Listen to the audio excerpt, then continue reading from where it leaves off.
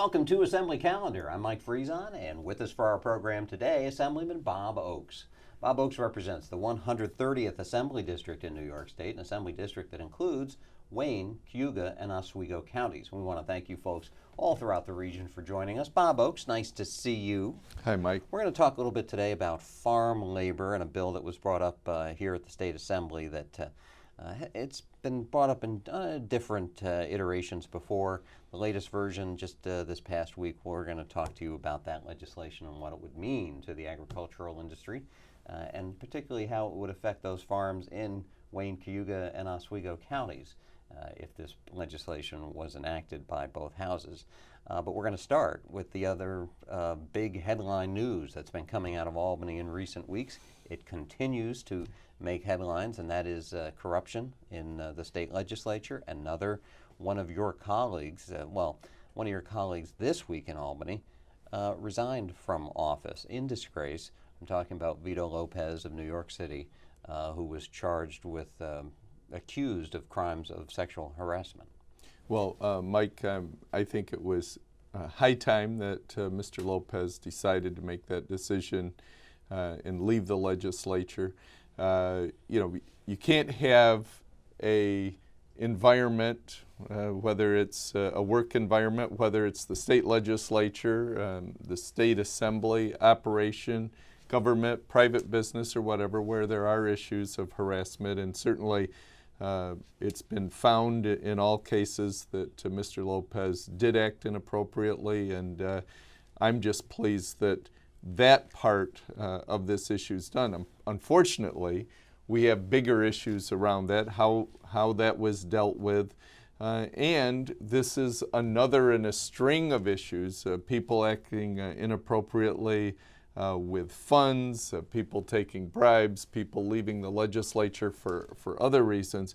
It's been a disappointing year as someone who's been in this legislature for a number of years, someone who takes very seriously the responsibility to represent their people and to do it in a way that adds, I think, credence or people's support and faith in their government system. And when that is brought down or tarnished in any way, it's very frustrating to me.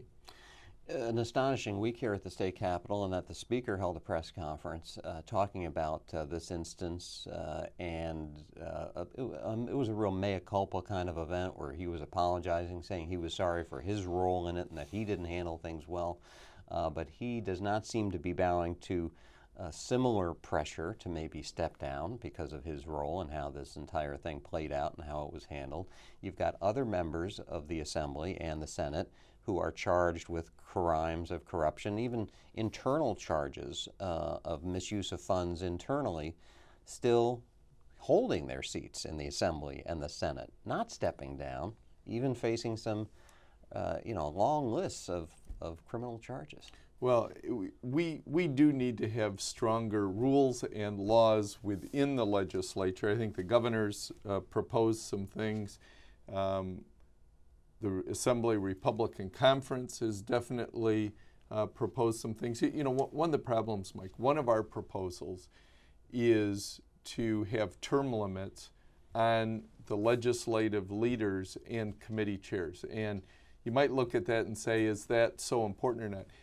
In New York State, we have a strong leader system where once the leader is chosen, a lot of responsibilities and relationships with the leader are set. The control is there. The amount of money you get for your staff as an individual legislator, things from where your office is located or a title that you might have, all of those are appointed, and it creates a system where individual members have to depend on the leader that they've elected for a lot of the activity that they're involved in, or how they're able to interact with their own constituents back home and being able to respond in certain ways. And so I think those issues need to be addressed along with other items.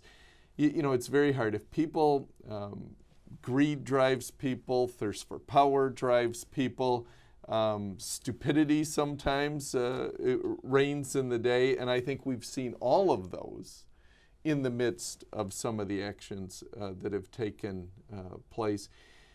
And in a way, you can't say, I'm going to rid of this, because if people are bound and determined to do certain things, they're probably going to do it. What we have to do is do a number of things that deter it, or make it less likely that somebody is so arrogant and in control of things that they're able to act feeling like nobody can say anything to me because I'm untouchable. Right, and that's, I know one of the proposals that the Assembly Republican Conference, of which your members put out there, is forfeiture of public pensions if someone is convicted of a crime while serving as a public officer in the state. And that would go right to what you're talking about. I'm not invincible. If I get caught doing this, they're going to take away my pension.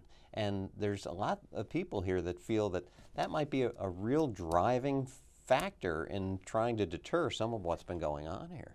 Absolutely. If you look at Congress, Mike, not that Congress is a perfect body and whatever, but individually members all get the same amount for travel, running their office, hiring their staff and whatever across the nation, whether you're in the majority, whether you're in the minority or whatever.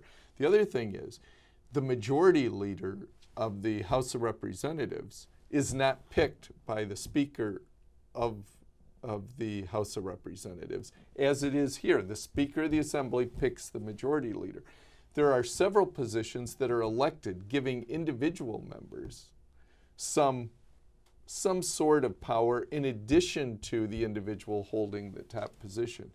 We don't have that in Albany, and I think both of those things should happen as well. Those might seem to those listening and watching, well, you know, how's that going to work? But I'm telling you, from working on the inside, hear some and seeing it for a number of years, I think that could make a difference.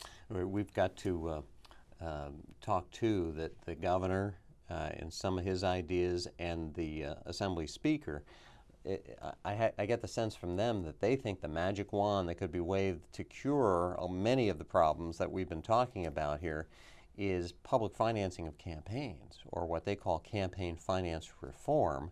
The Speaker put forward a bill, and I want to show some of your comments on this when it came up for debate, but he brought forward a bill that would do just that. I haven't really seen a lot of the issues that we've been talking about tied to campaigns and financing, but that seems to be what their answer is. Well, I do think there's an issue of outside influence, and there is outside influence. Some of it is money, and some of it is interest groups of people. You know, if you have 1,000 people in your district that all do the same thing, and they come and talk to you, that's an interest group, and that's going to influence my view and perspective of things, clearly. But undue money coming in is a concern as it's used to push issues. But at the same time, I don't believe what the governor and the Speaker are talking about in campaign finance using public tax dollars would solve it. Let's take a look at some of what you said on the floor when the bill came up for debate. We'll be back with more of our Assembly calendar with Bob Oaks. Again, this is some legislation before us today that I think one of the reasons it's good to have debate on the floor of the Assembly. It's difficult to get full understanding of what proposals might do. I think a lot of the questions that have been raised today and a lot of the comments that have been made have actually given a lot of instruction to those of us who've listened, to those of us who are concerned about the future of the state and how we go forward.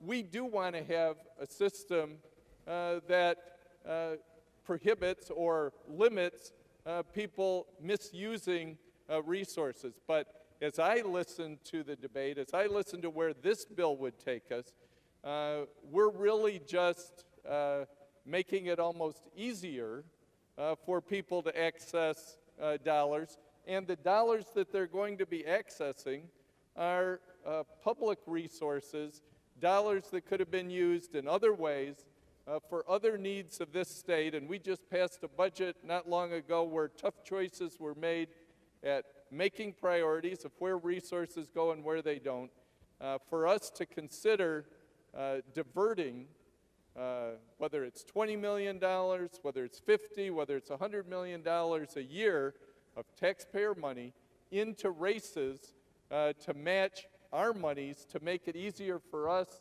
to become competitive in races. I just think that that's not the way New York State should be spending and focusing its resources, and therefore I'll be joining many others today in voting against this piece of legislation. Thank you. Let me throw out two quick things here. If you ask people in your district if they think it would be a good idea if their tax dollars went to financing campaigns of state officials, I wonder what their answers would be. And two, some people point to the recent criminal charges against State Senator Malcolm Smith as an example of why public financing is a bad idea. There are some that say he only was dealing with bribery, trying to get on the New York City mayoral ballot to have access to public funds, which he then might have tried to misuse somehow. Unbelievable. We have a public finance system in New York City right now, and it hasn't done away with corruption or influence in the process there. And as I was making the remarks on the floor of the Assembly, we cut funds to individuals with disabilities and serving them in our state in this budget when I was talking about tough choices. Do you want us, I would say to the governor or to the speaker, do you want us to divert more money from people with disabilities and not serve them as well? Or we made tough choices on public education.